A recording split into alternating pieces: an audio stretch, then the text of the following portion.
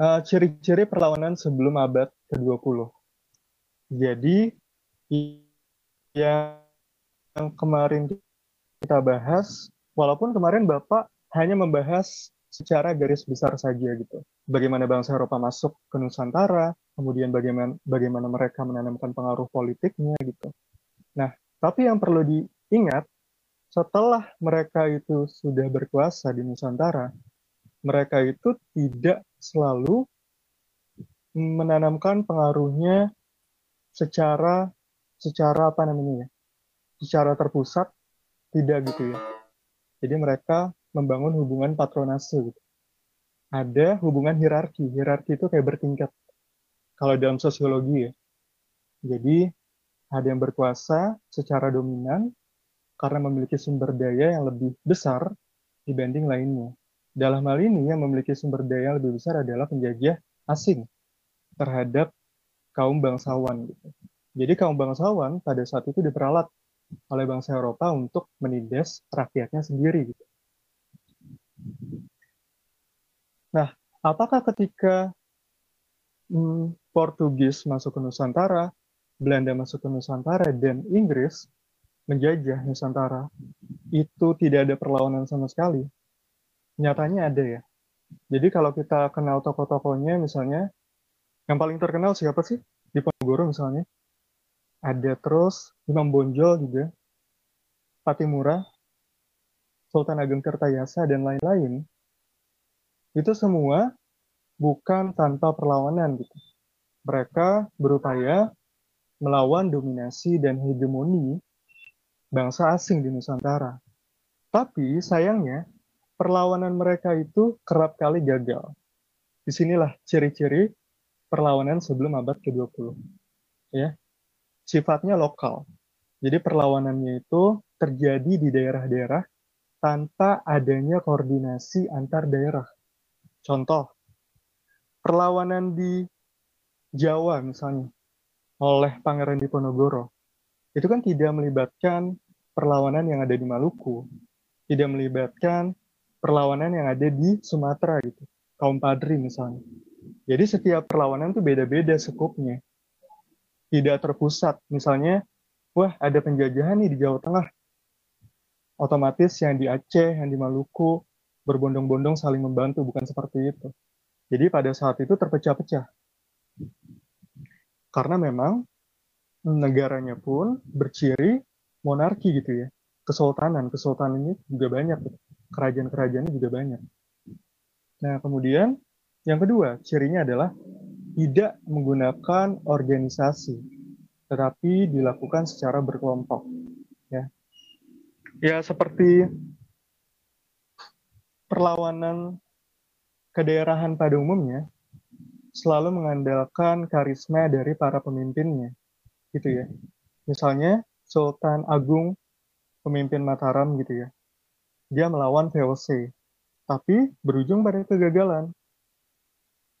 Ya, Kesultanan Mataram itu kan berkuasa di Jawa Tengah. Dia menyerang pusat kekuasaan VOC di Batavia. Pada tahun 1628, pada tahun 1629 gagal. Ya begitupun perlawanan-perlawanan lainnya gitu. Jadi dilakukan secara berkelompok, dipimpin oleh tokoh masyarakat yang disegani. Tadi Bapak sudah sebut ada Patimura, ada Diponegoro, ada Imam Bonjol, dan lain-lain gitu. Yang keempat, mengutamakan kekuatan senjata tetapi kalah dari segi persenjataan. Nah ini ada ini juga sih ya, tema yang menarik. Sebenarnya ketika mereka melawan penjajah, apa sih senjata-senjata yang mereka gunakan gitu? Beberapa mungkin menggunakan alat-alat tradisional gitu, tapi beberapa di antaranya ada kok yang menggunakan misalnya meriam gitu. Mesiu pada saat itu kan umum digunakan. Ya. Dan misalnya persenjataan apa namanya, kalau revolver Bapak nggak tahu ya, cuman semacam tembakan juga sudah ditemui ya sejak abad 15-16 itu. Jadi memang digunakan untuk keperluan perang. Nah, ciri kelima, mudah dipecah belah. Karena tadi kurangnya koordinasi antar pemimpin dan bawahannya. Jadi karena tidak ada, kenapa ini? Putri, bab 7 ya? Bab 7 Modul sejarah ya, Pak? Ya, sejarah. Makasih, Pak. Oke. Jadi karena tidak ada konsolidasi yang kuat gitu ya, ikatan yang kuat antara pemimpin dan rakyatnya, sebenarnya kuat, tapi tidak terorganisir secara baik gitu ya. Landasannya hanya landasan tradisional belaka gitu. Jadi ikatan emosional, ikatan sosiologis, seperti misalnya kita mengagumi satu tokoh pemimpin berdasarkan karismanya belaka gitu. Bukan berdasarkan legitimasi politiknya. Misalnya dia diperoleh melalui voting. Kalau demokrasi kan seperti itu ya. Tapi pada masa itu kan demokrasi belum dikenal secara luas gitu. Jadi kepemimpinan masih berbasis pada aspek karisma para pemimpinnya.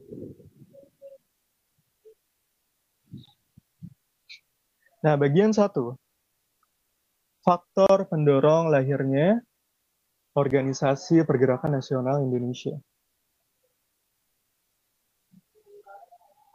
Oh ya, tadi kalau ngomongin masalah, maaf, sini dulu ya.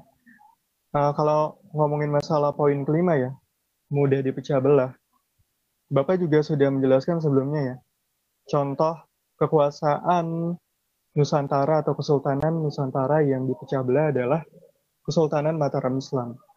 Sampai akhirnya kita mengenal Jogja dan Solo. Ya. Sebelumnya Jogja dan Solo itu satu, ya di bawah naungan Kesultanan Mataram Islam. Ya. Kemudian Belanda mengintervensi secara politik, terpecah belahlah Kesultanan Yogyakarta dipimpin oleh Hamengkubuwono I, kemudian Kasunanan Surakarta dipimpin oleh Pakubuwono III gitu. Nah, bagaimana sih cara kerja adu domba yang dilakukan oleh Belanda pada saat itu? Jadi Belanda mendukung salah satu pemimpin misalnya pada konteks pertempuran antara suksesi Kesultanan Mataram itu. Jadi VOC pada saat itu VOC ya, VOC itu mendukung Hamengkubuwono VOC itu mendukung Pakubuwono III untuk melawan Hamengkubuwono I. Jadi Hamengkubuwono itu kan cikal bakal pemimpin dari Kesultanan Yogyakarta. Nah, pada saat itu terpecah belahlah Kesultanan Mataram Islam menjadi beberapa wilayah, termasuk ada Surakarta atau Solo, Yogyakarta, dan pada tahun 1757 ada juga Kadipaten Mangkunegaran gitu ya. Jadi itulah yang dilakukan oleh Belanda, gitu. Mendukung salah satu tokoh untuk berhadapan dengan tokoh lainnya.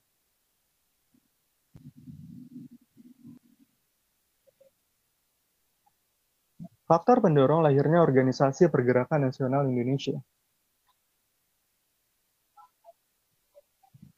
Pertama ya, jadi kita harus bedakan faktor itu kan artinya sebab. Ada sebab dari dalam atau internal, ada sebab eksternal atau sebab dari luar. Organisasi Pergerakan Nasional ini penting. Jadi sebelum abad ke-20, jadi abad 20 itu tahun 1900 sampai tahun 2000 ya. Ini kalau tahunnya, perhitungan tahunnya. Jadi pada masa itu memasuki abad ke-20, mulai lahir golongan pelajar, ya, golongan pelajar pribumi. Karena pada saat itu sekolah tidak dibuka secara umum ya oleh pemerintah Belanda. Nah, kenapa kemudian Belanda itu memperbolehkan beberapa atau lumayan banyak pribumi untuk bersekolah? Karena ada politik hutang budi yang Bapak pernah jelaskan minggu lalu ya, namanya politik etis. Politik etis itu kan ada 3 tuh, kemarin Bapak jelaskan, ada edukasi, pendidikan, emigrasi, perpindahan penduduk, dan irigasi, yaitu pengairan terhadap perkebunan persawahan. Tapi yang paling berdampak bagi perjuangan rakyat Indonesia adalah kebijakan edukasi, pendidikan. Bagaimana orang-orang pribumi itu memanfaatkan pendidikan sebagai senjata intelektual. Gitu. Maksudnya senjata intelektual tuh dia menggali istilahnya tuh senjata musuh yang paling signifikan, yang paling efisien itu apa? Ya ternyata bukan senjata fisik, tetapi kekuatan, contoh kekuatan ilmu, ya, kekuatan pengetahuan, kekuatan politik, yang semuanya itu dapat diperoleh melalui pendidikan. Gitu. Disinilah mulai lahir yang pada awalnya beberapa pribumi yang bersekolah adalah golongan bangsawan. Gitu. Contoh, Bapak sebut Soekarno deh. Soekarno itu kan dia presiden pertama Indonesia ya. Dia walaupun katanya hidupnya miskin gitu ya waktu masih kecil, tapi kan dia keturunan priai. Priai itu artinya bangsawan. Bapaknya Raden Sukemi, ibunya Ida Nyoman Rai gitu. Jadi pada masa itu kan ada stratifikasi sosial. Ada lapisan-lapisan kelas sosial di mana pada saat itu ibunya Soekarno masuk golongan Brahmana.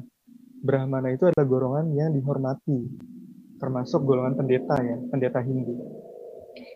Tapi Soekarno Islam, karena pada akhirnya ibunya Soekarno itu ikut dengan agamanya Raden Sukemi, yaitu ayahnya Soekarno. Ya, beberapa di antaranya bangsawan-bangsawan itu bersekolah dan kemudian memanfaatkan sekolah itu untuk melawan balik pemerintah Belanda nantinya. Nah, kemajuan di bidang transportasi yang kedua ya, faktor internal di bidang transportasi dan komunikasi yang telah mendorong bangsa Indonesia untuk saling memberi kabar berita. Kemudian, perasaan senasib sependeritaan sebangsa yang dijajah, sebagai bangsa yang dijajah. Nah, terkait dengan bidang transportasi dan komunikasi ya, ada yang tahu mungkin di sini, misalnya radio itu baru ditemukan pada tahun berapa gitu. Pada saat itu kan radio masih baru sekali ya. Jadi itu menjadi sarana efektif untuk menyebarkan propaganda kemerdekaan gitu bagi bangsa-bangsa yang terjajah. Nah, perasaan senasib sependeritaan ini juga penting. Jadi selama puluhan bahkan ratusan tahun bangsa pribumi itu merasa tidak merdeka, merasa tidak terpenuhi hak-haknya gitu ya. Sebenarnya siapa sih yang menjajah kaum rakyat jelata di Indonesia gitu ya? Yang Bapak pernah sebutkan, selain penjajahan dari asing, ya mereka menggunakan penjajahan lokal juga gitu. Atau yang disebut dengan feodalisme. Feodalisme itu kan digunakan oleh Eropa. Karena rakyat Indonesia itu masih terpukau dengan ketokohan gitu. Dengan karisma ketokohan. Inilah yang diperalat oleh bangsa Belanda. Misalnya, wah tokoh A ini sangat dihormati di daerahnya, di kampungnya.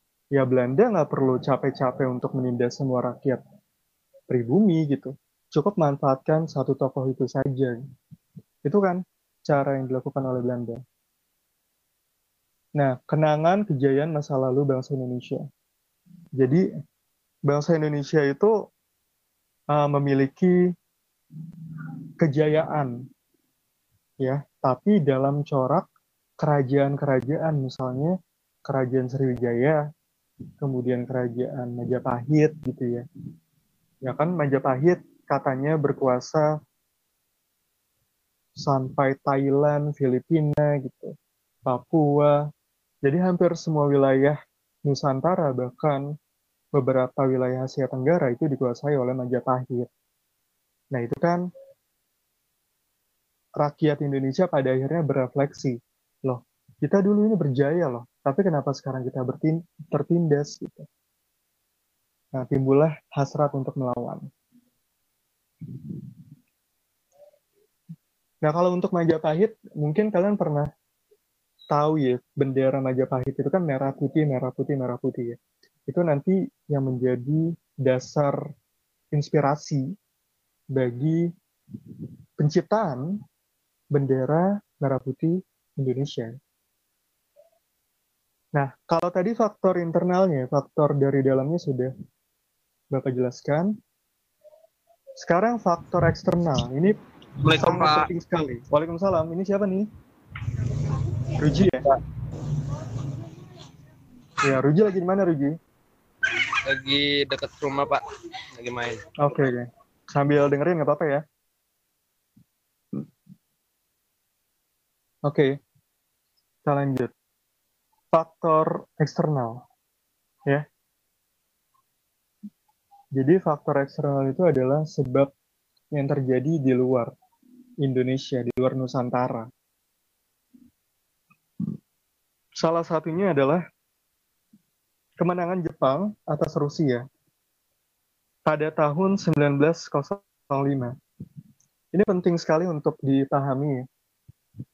Jadi sebelum adanya perang Rusia dan Jepang, yang kemudian dimenangkan oleh Jepang, bangsa Asia itu sangat merasa inferior.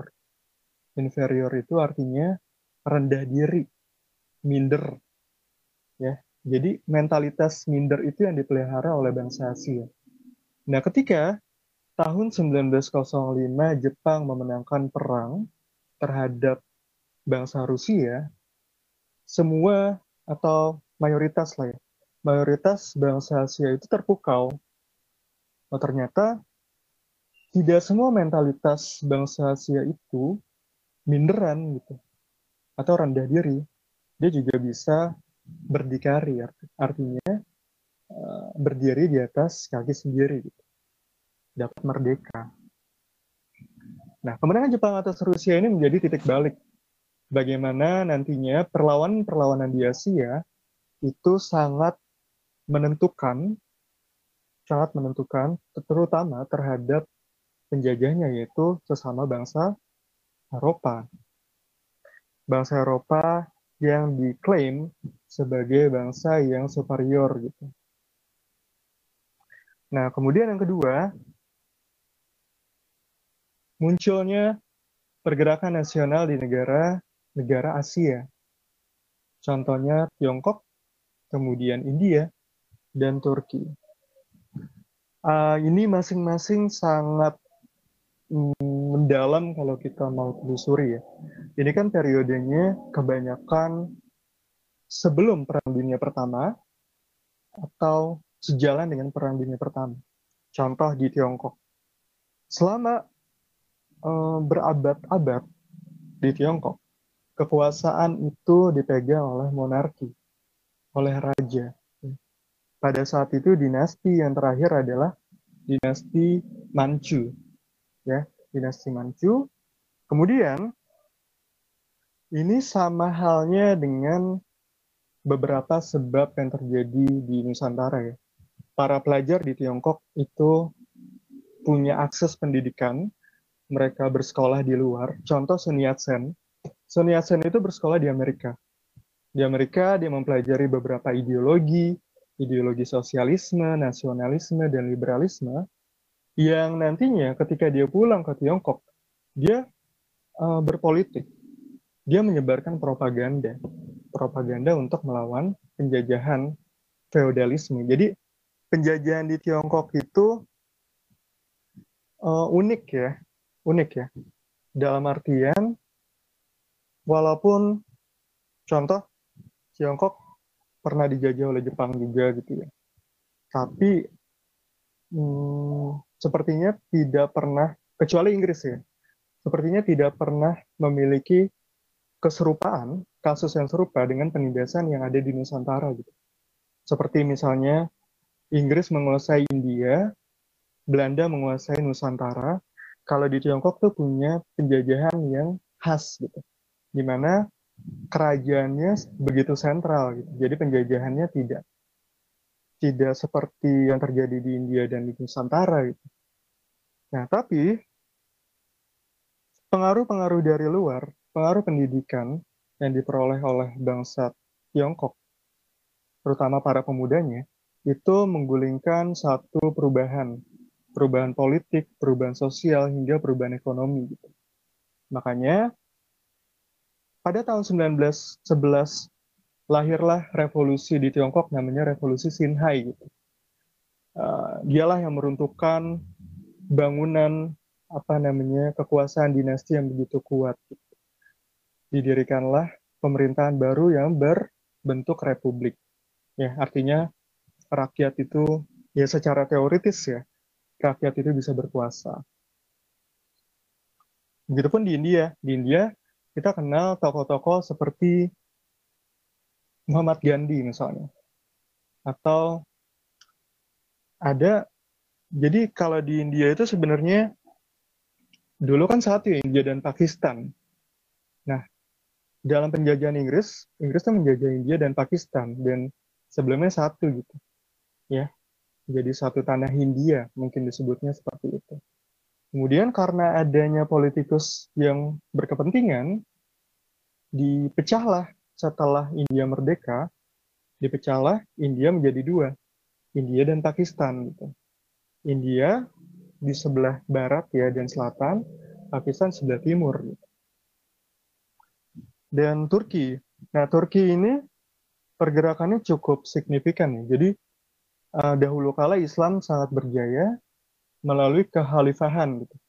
Khalifahan Turki Utsmani. Nah, sultan yang terakhir adalah Sultan Abdul Hamid kedua. Ya. Pada saat itu belum ada Israel ya. Jadi Sultan Abdul Hamid kedua juga pernah dilobi-lobi oleh Theodor Herzl selaku penggagas negara Israel, Zionisme gitu.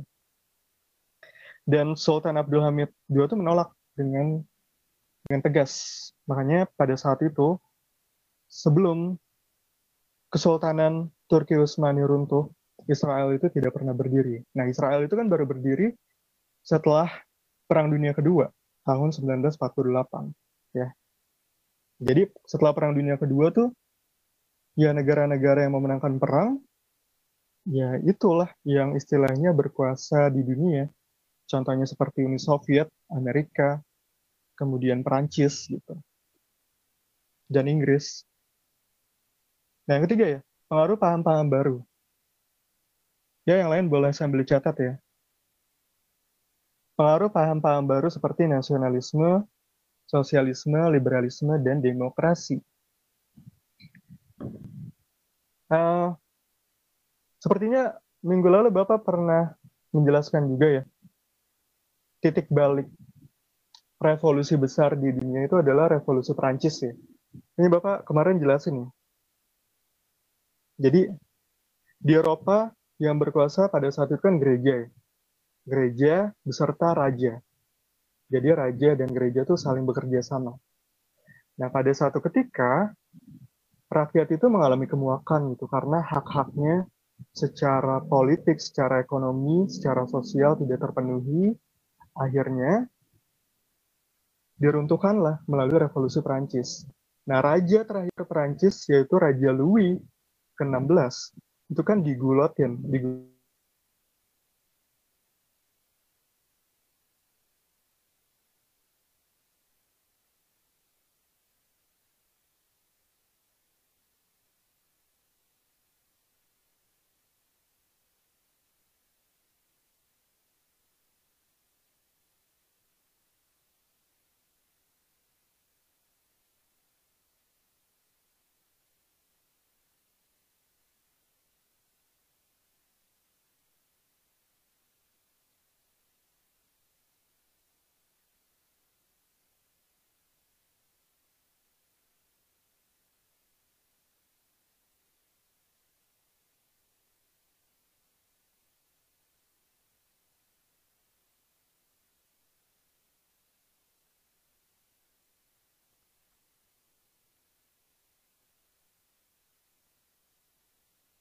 Oke, mungkin bisa sambil dicatat ya, bisa sambil dicatat inti-intinya saja gitu ya.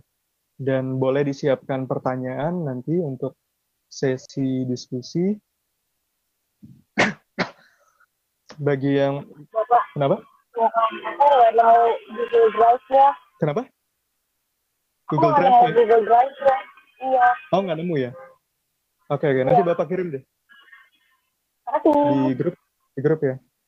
Oke, makasih Pak.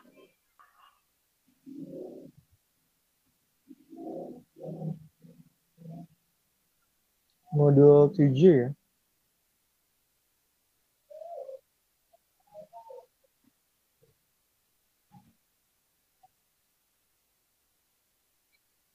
Ya, boleh sambil dicatat ya.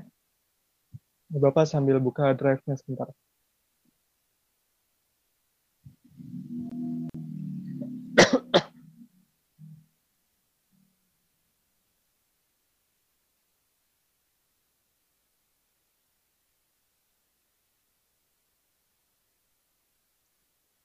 Ini modul 7 nih.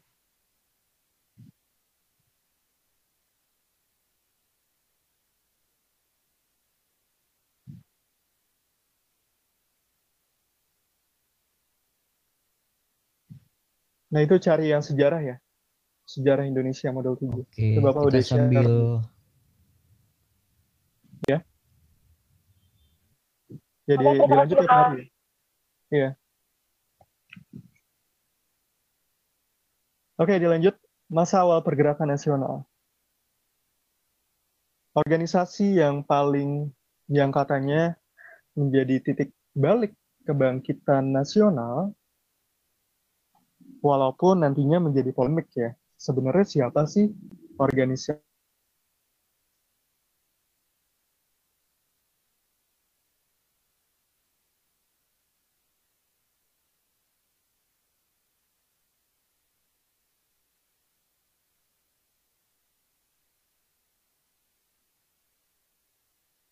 Nah, kemudian ada dinamika. Dinamika tuh ada semacam pertentangan juga di dalam internal organisasi Budi Utomo. Nah, mungkin kalian tidak asing dengan nama Cito Mangunkusumo misalnya, ya, yang menjadi nama rumah sakit, ya. Dia adalah tokoh Budi Utomo juga, tapi dia cenderung progresif radikal gitu. Karena pada saat itu Rajiman Video Diningrat itu mengusulkan pendidikan di Hindia Belanda di Nusantara hanya diberikan kepada elit bangsawan saja. Nah, Cipto Mangunkusumo tuh nggak setuju. Pendidikan itu harusnya diberikan kepada seluruhnya, termasuk rakyat jelata, bukan hanya bangsawan saja. Gitu. Nah, memang Budi Utomo ini terkenal sebagai organisasi yang dapat kita perdebatkan gitu ya, signifikansinya dan lain-lain, tapi kita tidak boleh menafikan bahwa Budi Utomo pernah eksis dan cukup mempengaruhi pergerakan yang ada di Indonesia. Nah, salah satu kontroversinya yang Bapak ingin jelaskan adalah tokoh pendirinya, yaitu Wahidin Sudirohusodo misalnya. Dia mengatakan, ini dalam buku Reclass, dia mengatakan bahwa penyebab kemunduran rakyat Jawa, dia tuh, kan saat itu Indonesia belum dikenal ya, jadi kalau Jawa ya rakyat Jawa. Penyebab kemunduran rakyat Jawa itu adalah kolonialisme Belanda yang pertama. Yang kedua adalah Islam. Jadi menurut Wahidin Sudirohusodo, kebangkitan rakyat Jawa itu harusnya digali dari akar sejarahnya, yaitu dari kerajaan Hindu-Buddha gitu, dari kebudayaan Hindu-Buddha, bukan dari Islam. Kalau bagi Wahidin Sudirohusodo ya, makanya ini menimbulkan polemik nantinya.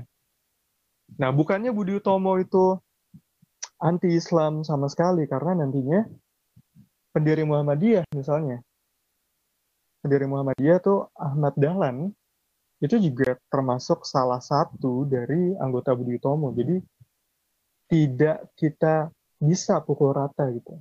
Memang ada anggota yang seperti itu, termasuk tokohnya. Nah, Budi Utomo itu karena organisasinya sangat sempit ya, terutama mengenai keanggotaan, keanggotaannya terbatas hanya pada kalangan-kalangan tertentu saja, kalangan elit, bangsawan, dan pegawai pemerintah. Inilah yang memicu kemunduran dari organisasi Budi Utomo. Apalagi organisasi ini hanya bergerak di Jawa dan Madura saja.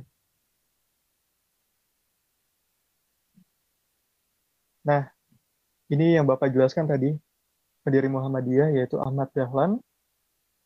Nah, cita-citanya adalah memajukan pendidikan Islam ya. Jadi keresahan Ahmad Dahlan tuh karena masyarakat Indonesia, masyarakat Nusantara pada saat itu masih tenggelam pada uh, tiga hal ya, tahayul, terus khurafat, dan apa satu lagi tuh ya, tahayul, khurafat, dan pokoknya yang percaya sama mitologis seperti itu. Nah, jadi menurut Ahmad Dahlan, tradisi yang berisi dengan kemusyrikan itu harus dibersihkan. Gitu. Makanya ia mengembangkan pengetahuan di bidang agama. Lahirlah organisasi yang kita sebut sebagai Muhammadiyah. Ya, organisasi Muhammadiyah itu kalau kita kenal sekarang bergerak di bidang pendidikan. Banyak kan, ada juga rumah sakit bidang pendidikan dan sosial gitu. Banyak misalnya sekolah-sekolah Muhammadiyah, rumah sakit Muhammadiyah gitu, dan lain-lainnya. Nah, ini bisa dilihat ya, ada panti asuhan, ada masjid. Nah, jadi organisasi Muhammadiyah juga bukan organisasi politik ya. Jadi dia organisasi sosial. Ya 11-12 dengan Budi Utomo. Bedanya kalau Muhammadiyah lebih mewadahi seluruh kalangan umat Islam gitu. Nah, ini salah ketik ya. Harusnya Sarekat Islam, bukan serikat. Nah, jadi kalau kan ini ada perdebatan ya sebenarnya pelopor kebangkitan nasional itu siapa?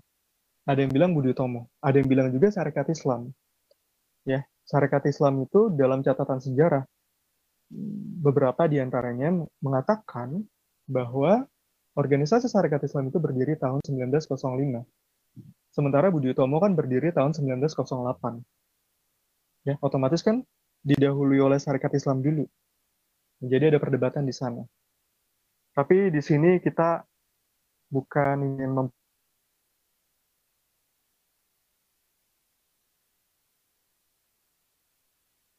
walaupun Sarekat Islam ini tidak pernah secara gamblang, secara eksplisit bahwa mereka itu adalah organisasi politik. Misalnya mereka tuh nggak mengklaim diri mereka sebagai organisasi politik. Tapi mereka tuh sering kali terlibat dalam aktivitas-aktivitas politik. Ya. Jadi mungkin ini siasat dari pemimpin-pemimpin Sarekat Islam untuk menghindari pembungkaman, menghindari peredaman dari pemerintah Belanda. Nah, jadi pada tahun 1916, dalam Kongres Sarekat Islam Nasional, Sarekat Islam atau kita bisa singkat SI, sebagai partai politik memilih bekerja sama dengan pemerintah kolonial Belanda. Sebelum bekerja sama dengan pemerintah kolonial Belanda, Sarekat Islam itu kerap kali melakukan perlawanan gitu. Perlawanan terhadap pemerintah Belanda dengan melakukan aksi mogok, demonstrasi, rapat-rapat besar gitu. Di mana dulu pemimpinnya namanya Cokroaminoto. Ya, Bapak mau menjelaskan juga Cokroaminoto ini adalah tokoh yang sangat sentral dalam sejarah kita ya. Sejarah kita karena Charles Cokroaminoto itu memiliki rumah, istilahnya rumah kos-kosan ya, di mana pemimpin-pemimpin pergerakan itu ngekos di sana. Contoh yang ngekos di sana ya, Soekarno. Terus selain Soekarno ada Agus Salim. Ada Agus Salim, di sana juga ada Darsono, Semaun, Alimin, semua tokoh-tokoh pemimpin bangsa yang memiliki ideologi yang berbeda ya dari ideologi Islam seperti Kartosuwiryo, nasionalis seperti Soekarno, dan ideologi komunis seperti misalnya Semaun itu berguru kepada Cokroaminoto. Nah, tapi ideologi Cokroaminoto apa? Ideologi Cokroaminoto ya ideologi yang memperjuangkan hak rakyat pribumi gitu. Bahkan mengatasnamakan Islam gitu. Makanya disebut sebagai ideologi Islam pada saat itu ya. Cuman uniknya anak-anak didiknya terpecah belah. Ada yang menjadi nasionalis, ada yang menjadi komunis, dan ada yang menjadi Islam ya. Ideologi Islam, Islamis. Gitu. Nah, lambat laun, Sarekat Islam ini karena membuat gundah pemerintah Belanda, ia ditekan. Ya, pemerintah Belanda tuh sekali lagi hebatnya dia bisa melobi-lobi pemimpin-pemimpinnya gitu untuk meredam perlawanan itu semakin agar supaya tidak semakin besar gitu. Contohnya Cokroaminoto dan Agus Salim diajak untuk menjadi anggota dewan Volkskrant. Jadi anggota Volkskrant itu untuk dewan bukan hanya pemimpin Belanda saja ya, tokoh-tokoh Belanda saja, tapi juga mewadahi orang-orang dari kalangan pribumi gitu. Salah satunya dari organisasi Sarekat Islam. Karena Belanda ketakutan gitu ya. Aktivitas politik Sarekat Islam ini sangat, istilahnya tuh sangat militan, rakyat jelata gitu. Jadi bisa disebut sebagai organisasi rakyat jelata dan massa pertama di Indonesia ya Sarekat Islam. Kalau Budi Utomo kan bangsawan gitu ya, elitis gitu ya. Kalau Sarekat Islam ya menyentuh segala kalangan, dari yang kaya sampai yang miskin.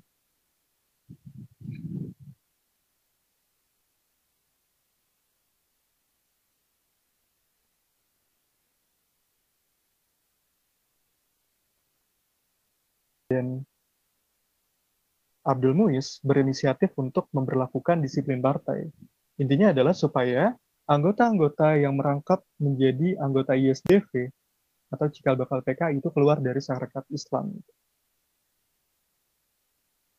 Nah, ini ya. Bisa dibaca. Nah, yang ke periode nasionalisme politik ya. Indis Partai. Selanjutnya Indis Partai didirikan di Bandung tahun 1912. Tokohnya Ki Hajar Dewantara, Cipto Mangunkusumo, dan Dewas Dekker.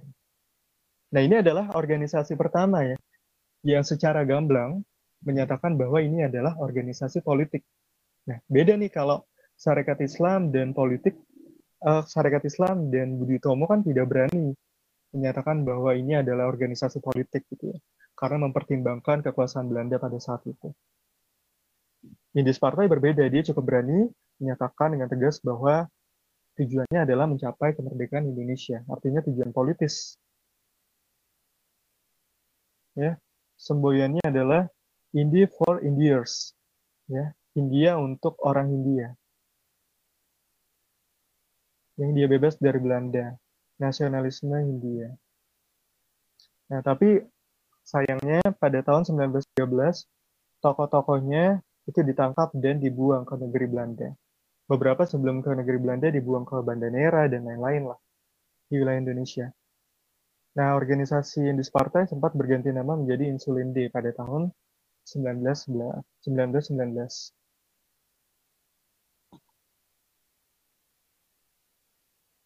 Nah, berdiri juga gerakan pemuda ya. Jong misalnya Jong Java, Jong Batak, terus banyak ya Jong Celebes, Jong Sumatera Bon gitu, Jong Islametan Bon gitu. Jadi Jong itu artinya young ya. Kalau dalam bahasa Inggris itu young. Jadi kelompok-kelompok pemuda yang berinisiatif untuk bergerak dalam entah itu dalam bidang politik atau bidang sosial. Mulai menjamur tuh organisasi kepemudaan pada saat itu. Nah, di sini nih. Ada Jong Java, Sumatera Bon, Jong Ambon, Minahasa. Nah, sampai akhirnya bermuara pada Kongres Pemuda kedua. Kongres Pemuda kedua itu nantinya menghasilkan Sumpah Pemuda ya, tahun 1928. Di mana pada tahun itu ya, lagu Indonesia Raya untuk pertama kali dimainkan dengan biola oleh Rudolf Supratman. Ini gerakan perempuan ya.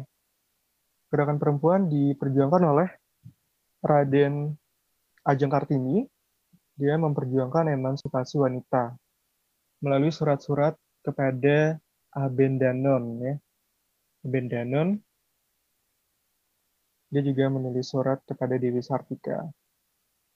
Memang nantinya banyak nih beberapa pergerakan ya mengatasnamakan ideologi-ideologi yang berbeda satu sama lain, yang saling berperang, bahkan antar tokoh bangsa pun itu saling berbeda pendapat. Nantinya sebelum kemerdekaan ia berkawan, setelah kemerdekaan ia saling berperang. Itu ada ya.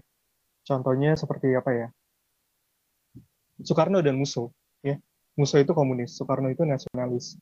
Pada masa sebelum kemerdekaan Indonesia, mereka itu kan berkawan. Mereka itu ngekos bareng di rumah Cokroaminoto di Surabaya. Tapi setelah kemerdekaan, Musso itu kan dari Uni Soviet ya, kemudian pulang ke Indonesia, dia melancarkan revolusi gitu, atau yang kita kenal sebagai peristiwa Madiun. Nah, Soekarno mengecam itu, makanya Musso dibunuh. Nah, termasuk kalau Raden Ajeng Kartini, Dewi Sartika dan lain-lain kan ini pengaruhnya lebih ke ideologi feminisme ya.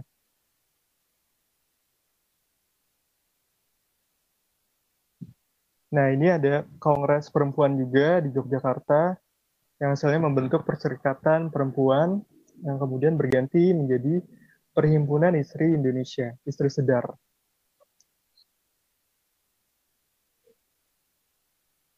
Hasil Kongres Perempuan memutuskan bahwa organisasi perempuan akan turut berjuang memperbaiki nasib dan derajat perempuan di Indonesia. Termasuk Hari Ibu ya, Hari Ibu itu sebenarnya ditentukan oleh organisasi ini ya. Boleh dicari organisasi dari Kongres Perempuan Indonesia gitu. Tanggal 22 Desember itu kan ditentukan dari Kongres Perempuan Indonesia. Nah, ini periodenya ya. Periode radikal, ada pengaruh revolusi. Ini revolusi Rusia 1917 ini adalah revolusi komunis ya. Jadi di Rusia itu sebelumnya dipimpin oleh monarki, oleh kerajaan, dipimpin oleh Kaisar Nicholas II. Nah, Lenin pada saat itu mengerahkan pasukannya gitu. Pasukannya yang terdiri dari kaum buruh dan kaum komunis ya. Tahun 1917 pada akhirnya monarki Rusia runtuh, pemerintahnya berubah menjadi republik, kemudian nanti dikudeta lagi menjadi republik komunis, republik sosialis gitu, di Rusia. Yang kita kenal sebagai Uni Soviet. Nah, munculnya pernyataan Presiden Amerika Serikat Woodrow Wilson tentang 14 pasal penyelesaian Perang Dunia I. Jadi, Woodrow Wilson itu dia mengemukakan, mempropagandakan bahwa setiap bangsa itu punya hak untuk menentukan nasibnya sendiri gitu. Ya. Jadi tidak boleh bangsa asing istilahnya mendikte hak bangsa lainnya. Karena setiap bangsa memiliki pertama sejarah dan kebudayaannya sendiri.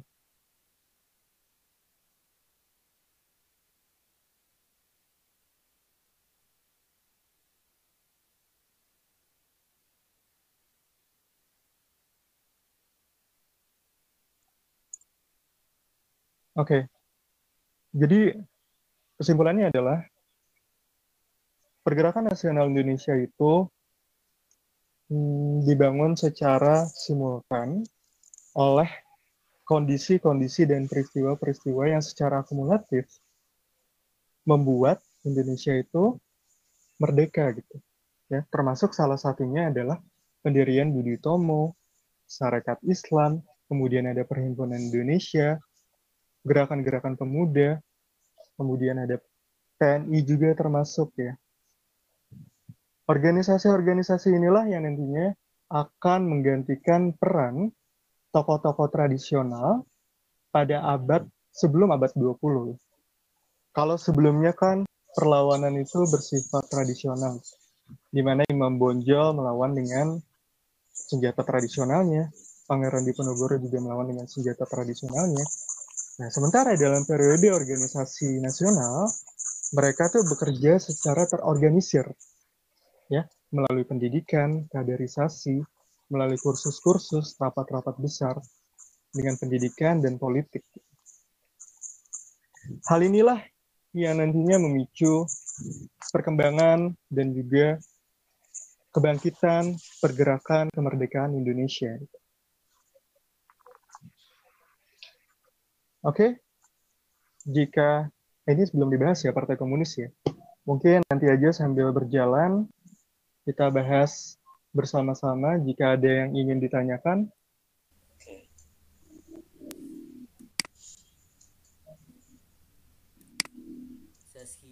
Saskia tadi sudah ada. Kok nggak ada videonya?